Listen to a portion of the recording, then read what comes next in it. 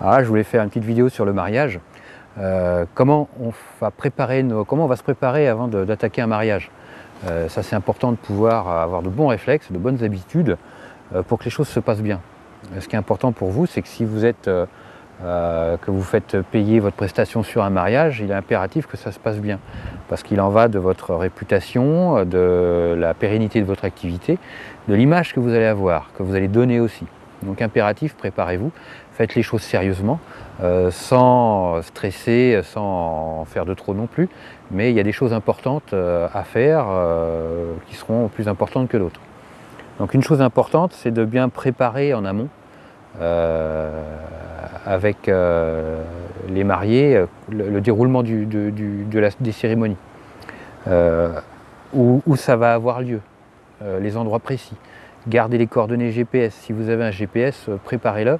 Rentrez tout ça dans le GPS, comme ça vous n'avez plus qu'à y aller au fur et à mesure. Comme ça vous serez tranquille, vous saurez puis repérer aussi vous-même par Google Maps, les choses comme ça, les lieux exacts des cérémonies, des différentes choses. Ça c'est primordial.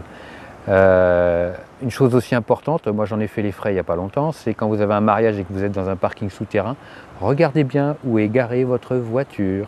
Ça c'est important. Retenez l'étage et le numéro de la place. Moi je suis parti un peu à l'arrache et j'ai pas regardé l'étage ni le numéro de la place. Résultat des courses, 20 minutes à courir après ma voiture. Étage par étage, il y avait 6 étages. J'ai de la chance, il n'y en avait pas de trou. Mais j'ai perdu 20 minutes. Et 20 minutes de stress, de galère, d'énervement et transpiration. Donc c'est pas bon. C'est pas bon pour que les photos se fassent correctement. Donc faites attention à ça.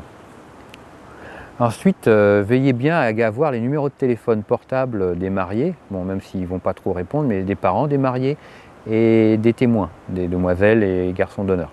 Ça c'est important, si vous avez un problème, une question, s'il y a quoi que ce soit, que vous puissiez avoir quelqu'un à joindre en cas de souci. Ça c'est aussi une des parties très importantes. Au niveau technique, au niveau de vous déjà, le sourire. Pendant toute cette journée, il va falloir que vous ayez le sourire aux lèvres. Tout va bien, il n'y a aucun problème. Si vous connaissez des difficultés en termes de matériel, des difficultés techniques, n'en parlez pas, ne dites rien, ne le faites pas voir, gardez le sourire en permanence. Les mariés, vos clients, ils se marient, c'est leur jour à eux. Que vous ayez des problèmes techniques, que vous ayez quoi que ce soit, ce n'est pas leur problème. C'est le vôtre. Donc vous vous démerdez, vous trouvez des solutions, mais smile, sourire en permanence, ça c'est vos soucis, vous n'avez pas à les faire partager aux autres, ils ne sont pas là pour ça. Important. Toujours sourire, sourire, sourire. Que les gens, ouais, il y avait un photographe génial, le mec sourire ou la nana, sourire tout le temps, vachement sympa et compagnie. Voilà, toujours, toujours, toujours, sourire. Pensez à ça, je dirais, ça fait partie des choses très importantes. Aussi importante que le résultat des images, mais tout le temps donner une bonne image de vous-même. Ayez des fringues neutres, cherchez pas à vous faire démarquer d'une manière ou d'une autre, mais soyez le plus neutre possible, mais surtout le sourire, quoi qu'il arrive, quoi qu'il se passe. Techniquement, faites attention aussi pendant vos prises de vue de garder un œil sur votre vitesse d'obturation. Hein, faites bien attention à ne pas avoir de flou de bouger, surtout si vous utilisez des optiques longues, 70-200 et compagnie. Faites très attention à votre vitesse d'obturation, parce que vos sujets seront mobiles, donc eux ils vont bouger, donc faites très gaffe à ça. Coupez la sonnerie de votre appareil photo. Moi je ne l'utilise jamais, mais faites attention à ça. Hein, pas de bip bip à l'église ou des choses comme ça, là c'est la galère.